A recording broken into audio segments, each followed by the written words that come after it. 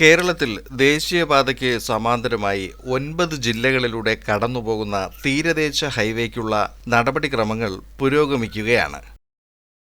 623 kilometre നീളം വരുന്ന ഈ പാതയ്ക്കായി 6500 കോടിയാണ് ചിലവ് പ്രതീക്ഷിക്കുന്നത്. സംസ്ഥാനത്തിലെ ടൂറിസം മേഖലയ്ക്ക് ഉണർവേകാൻ ഈ പദ്ധതി സഹായകമാണെന്നാണ് വിലയിരുത്തൽ. 14 മീറ്റർ വീതിയിൽ പൊഴിയൂർ മുതൽ കാസർഗോഡ് തലപ്പാടി വരെയാണ് ഈ പാത വരുന്നത്.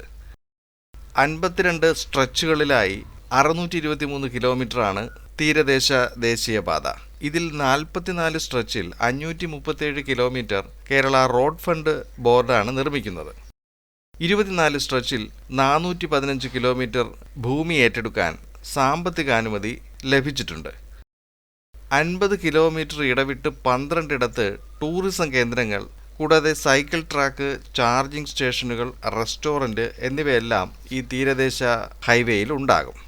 2026 മുൻപ് പൂർത്തിയാക്കാനാണ് സർക്കാർ ലക്ഷ്യമിടുന്നത്.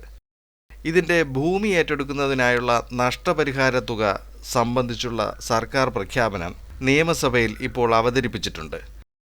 അതിങ്ങനെയാണ്: ഭൂമി വിട്ടു നൽകുന്നവർക്ക് സ്ഥലത്തിൻ്റെയും അതിലെ കെട്ടിടത്തിൻ്റെയും മൂല്യം കണക്കാക്കി ഇരട്ടി തുകയോളം നഷ്ടപരിഹാരം നൽകും.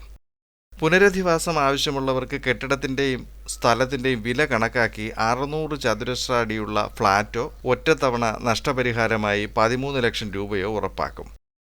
ഭൂമിക്ക് ഉടമസ്ഥാവകാശ രേഖകൾ ഉള്ളവരുടെ വീട് ഏറ്റെടുക്കുമ്പോൾ കാലപ്പഴക്കമനുസരിച്ച് നിശ്ചിത ശതമാനം കുറച്ച് കെട്ടിടമൂല്യം കണക്കാക്കും. സമാനമായ തുക സാന്ത്വന പ്രതിഫലമായി നൽകും. കാലപ്പഴക്കത്താൽ കുറഞ്ഞ വിലയും കൂട്ടിയ തുക നഷ്ടപരിഹാരമായി നൽകും. ഫലത്തിൽ കെട്ടിട വിലയുടെ ഇരട്ടി നഷ്ടപരിഹാരം ലഭിക്കുമെന്നാണ് പറയുന്നത്. പുറമ്പോക്കിലും ഭൂരേഖകളില്ലാത്തവർക്ക് കാലപ്പഴക്കം കണക്കാക്കാതെ നഷ്ടപരിഹാരമാണ് നൽകുന്നത്. ഇവർക്ക് ഫ്ളാറ്റോ ഒറ്റത്തവണ നഷ്ടപരിഹാരമോ ഉറപ്പാക്കും. ഭൂമി വിട്ടു നൽകുന്നവർക്ക് പുനരധിവാസവും ഉറപ്പാക്കും. 2019 മലപ്പുറത്താണ് ആദ്യ സ്ട്രെച്ച് പണി തുടങ്ങിയത്. എന്നാൽ സ്ഥലവാസികളുടെ എതിർപ്പ് മൂലം പിന്നീട് പുരോഗതി ഉണ്ടായില്ല. കേരളത്തിലെ പ്രധാന തുറമുഖങ്ങളെ തമ്മിൽ ബന്ധിപ്പിച്ചു വരുന്ന ഈ പാതയ്ക്ക് ഏറ്റവും കൂടുതൽ വെല്ലുവിളിയായി വരുന്നത് ഭൂമി ഏറ്റെടുക്കൽ തന്നെയാണ്. 2017 national transportation planning and research centre തയ്യാറാക്കിയ അലൈൻമെൻറ്റിന് സംസ്ഥാന സർക്കാർ അംഗീകാരം നൽകിയിരുന്നു. തിരുവനന്തപുരത്തും കൊല്ലത്തുമാണ് ഇതിനെതിരായി ഏറ്റവും കൂടുതൽ പ്രതിഷേധം ഉയർന്നത്. പിന്നീട് ഇതിൽ മാറ്റം വരുത്തുകയും ചെയ്തു.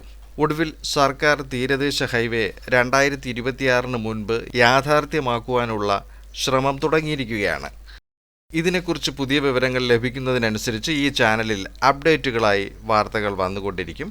ചാനലിൽ നൽകുന്ന പിന്തുണയ്ക്ക് നന്ദി അറിയിക്കുകയാണ്. മറ്റൊരു വീഡിയോയിൽ തിരുവനന്തപുരത്തെ മറ്റൊരു വിശേഷവും കാഴ്ചയുമായി വീണ്ടും കാണാം.